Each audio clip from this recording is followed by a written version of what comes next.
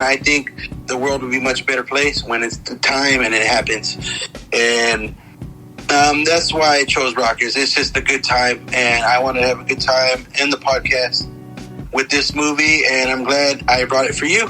And yeah, and if we could talk about maybe going into if anyone has a favorite scene, maybe like for the movie, if you could remember. I think that part when he's getting home, or like one of those scenes where he comes in and they're the brass are practicing.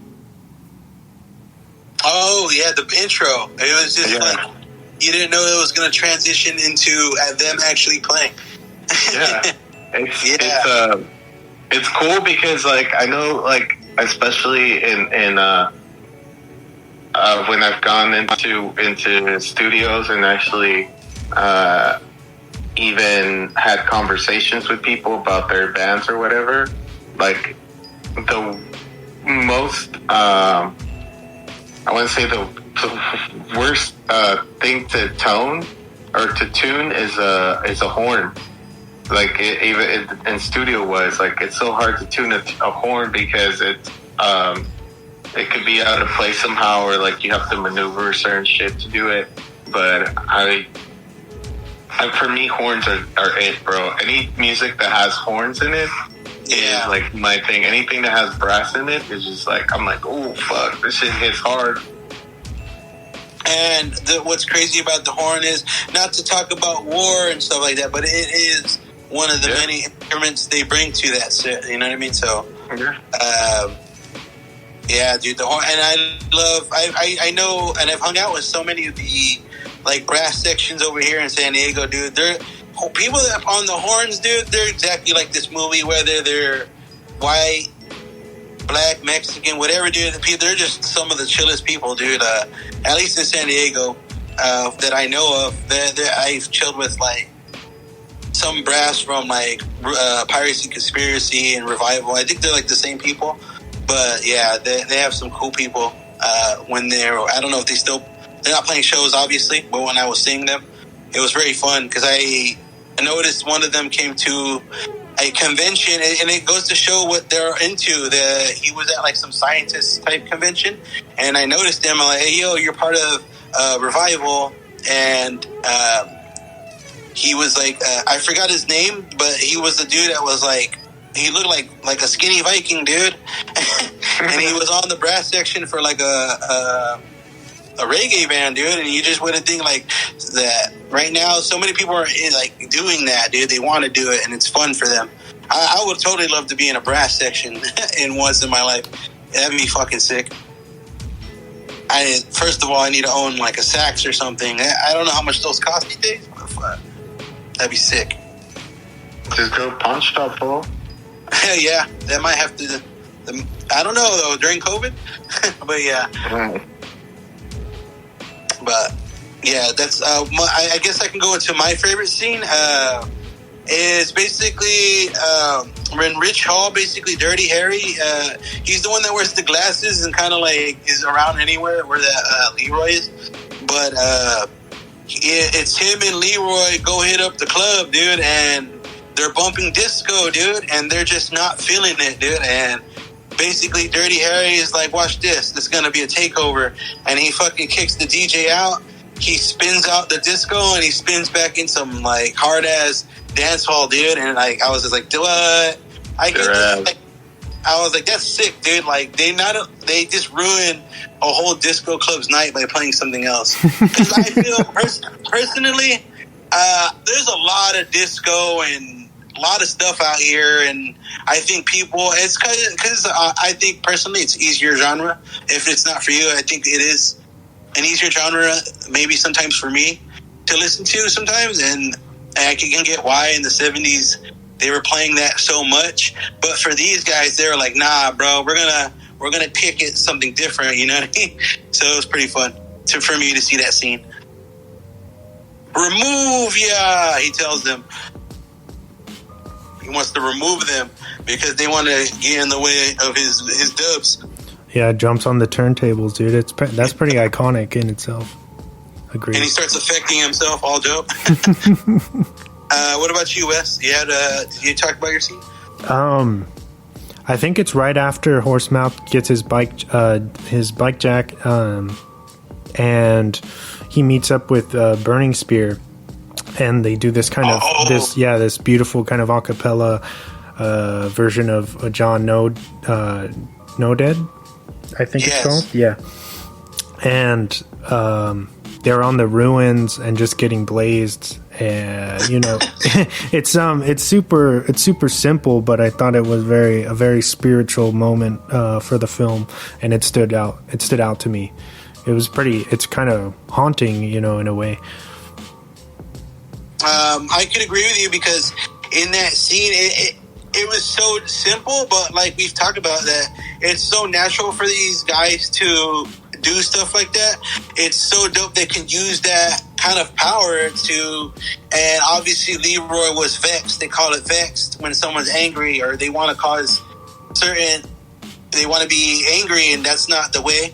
And he calmed his brother down, and I thought that was beautiful for them to do that and show that in the movie. I mean, that was pretty. I'm probably sure that was like a documented style of something, but it just translated well for it to be a scene of just showing the nighttime of Jamaica's beach, hearing the waves. If you kind of hear it when he's doing the acapella, the waves sound like his hi-hat, his ride and cymbal. I don't know if you can, but it's just adding to the elements in that scene. It was pretty beautiful, man.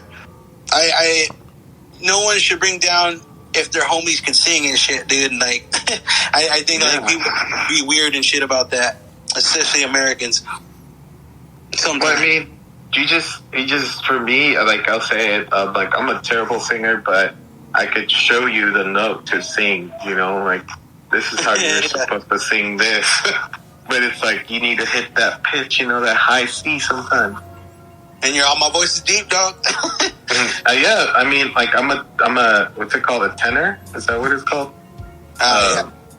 So I have a deep, like if I sing, I could just do it in a deeper voice, you know. I can't do it in a high pitch, but there's some people that can hit those high pitches and have deep voices, and I'm like, dude, what the fuck?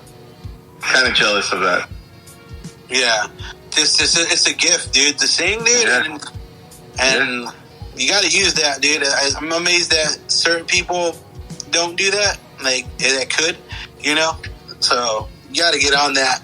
So much potential, so much different things people could do if you have some sort of musical talent. Even if you work from a computer, it's all pretty much the same as long as you put yourself out there a little bit. I know Wes. I don't know, Wes, you've been working on like a lot of stuff, right? But have you ever want to put it out yet, or what? Is there any plans for that for yourself? Yeah, I would definitely love that sometime in the future. You know, as a I guess an artist, it's always kind of scary to release stuff. You know what I mean? Of course, I've released, you know, physical art and stuff, but as far as music, I've always been kind of scared of the judgments, and you know, I know that's silly and kind of cliche to say, but it's nerve-wracking. You know what I mean? Yeah, I mean, what do you feel like? I feel like sometimes there's so much things, like, for even if you feel like, I don't know, like, do you feel like you're too lo-fi, or you feel like, what is it that would prevent you? Like, for me, you know, I'm lo-fi as fuck, dude. There's hits in the background. There might be a fucking glitch error. I don't give a fuck if it's getting released. It's getting released. But, yeah, like, what do you feel like? Is it just, you think, like, because some people will take, like, 10 years to release an album, bro. Like, it happens. It's just, it's like that for certain people, you know? Like, me and Vic talk about it. We're like, fool, we just smashed the beat, like, 10 beats in less than, like, 4 hours. And we just get amazed sometimes why certain people can't do that sometimes. But it's not to make fun of them, but it's just like, it's just we know we get the echelon. It's called an echelon, a wave signal on a song or in a beat. It's just that certain people got that. Do you feel like, are you confident in your echelon? Yeah, Yeah, I am. I mean, we've jammed together before, and together we were just like creating seamless tracks for what felt like hours. So I mean, I think it's all in.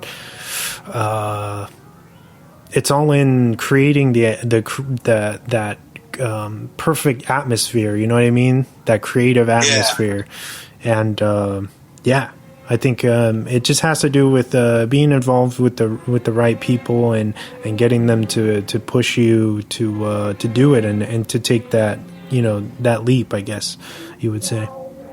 Yeah, yeah, man. I hope you at least think about putting like 10 tracks on the distro kit.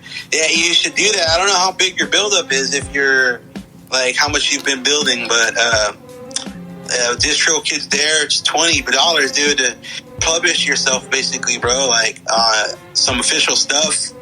I reckon that you should do it, dude. If you have a certain buildup for your music, man. You'll be on Spotify. You can link your own beats to Drop the Mic on posts and shit. It's pretty dope, dude.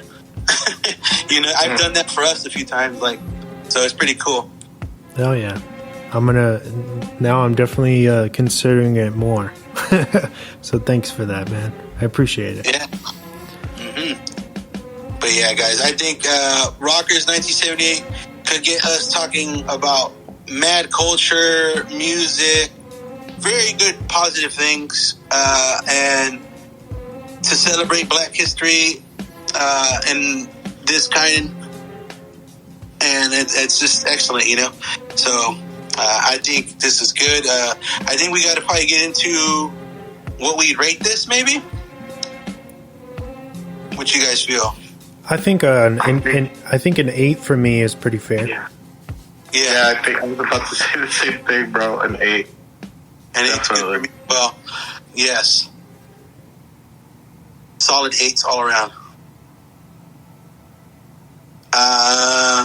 So, is there any Swan facts? Did we pull those? Yeah, I have a few for you. Okay.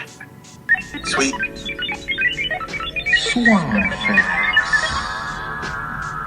All right, Swan facts. Ashley Hire Harris, aka the healer from the original, or from the intro piece, isn't a healer in real life, and actually was able to help one of the crew members' allergy attacks, and he healed him. What? Yeah. So that's awesome, dude. Pretty crazy. Horsemouth's wife and kids were actually his real family, and those scenes where he goes back to his little crib, that was his real house at the time. Oh snap! Yeah, dude, Kingston, Jamaica was tough, dude. Holy crap! Yeah. But I'm pretty sure now he is the bad band drummer, and I'm pretty sure he's got them all covered, and everything's beautiful for them. Like, it's already a good culture, but I'm pretty sure they're all well and set, taken care of. Yeah. This is a great one. Director Ted Bafalocos made sure no guns were fired or depicted in the film due to an attempted assassination of Bob Marley around the start of the production. Wow. Yeah, I guess some people rolled up to Bob's house and fired at him and his family, and he still went and played one of the more famous festivals around that time, and so Ted's kind of was shocked to hear about that, and he was like, who the fuck in their right mind would want to kill this man, you know what I mean? So from then on, he vowed he didn't want really any firearms to be really featured in this movie. Wow, that is really good. That's interesting as hell, man. Yeah. That's so responsible of him. That's cool, dude. But in my last one for this episode, Ted, the director, also never attempted to produce another reggae-themed film, as the love for rockers was so intense, he felt he could never top it. And that's I think that's true even now. Like this film has